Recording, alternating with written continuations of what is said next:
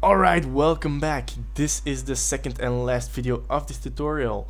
In case you missed the previous video or just want to check it out, feel free to do so by clicking the link right up there in the corner. So today we'll be going over the settings I used in Simplify 3D to print this stand, and I will give you some pointers on how you can make your model look as great as mine. If you like this video and you want to see more, please feel free to leave a like or comment. This helps me out tremendously. And without no further ado, let's get right into this. Alright, so we have our model right here. Let's first open the Edit Process Settings tab. Once you have the window open, you can choose what material you want to print it in. I suggest using PLA, that's just fine for applications like this. For profile, you can choose whatever you want because we're gonna change it anyway. Make sure your nozzle diameter, extrusion multiplier and extrusion width, etc. are all configured specifically to your printer.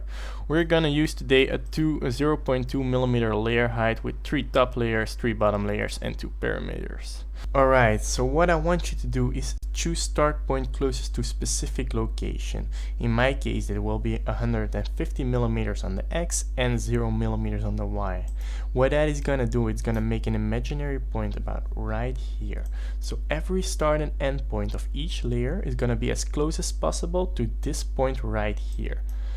It's gonna make your print overall look way better because all the start and end points are stacked upon each other and not like all over the print. Alright, so let's move on. We're gonna go to additions. In case your printer doesn't have enough part cooling, I want you to use prime pillar. What that is gonna do, it's gonna make a pillar right here or wherever you set it to, and it's gonna make your layers last longer so your print has more time to cool.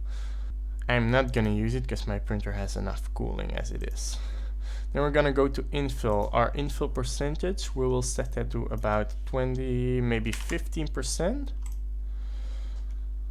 And we're not gonna use any supports. Temperature, I set my hot end to about 110, maybe 1.5 for this print. 210 to 205 degrees for this print. And my heated bed, I'll set that around 60. The cooling, except for layer 1, we're gonna use 100%, and all the rest of these settings aren't really that important. So then we're gonna prepare the print. Now we have our G codes, we're gonna export these and I'll see you after.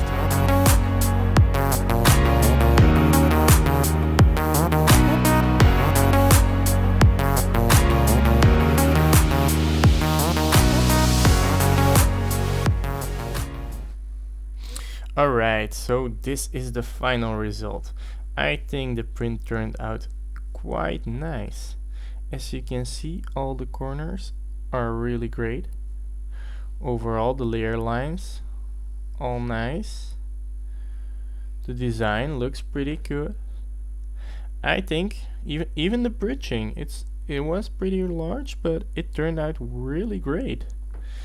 I mean, for a $150 machine, this print is really nice. With that said, thank you guys for watching. Please like and subscribe, and I hope to see you in the next video.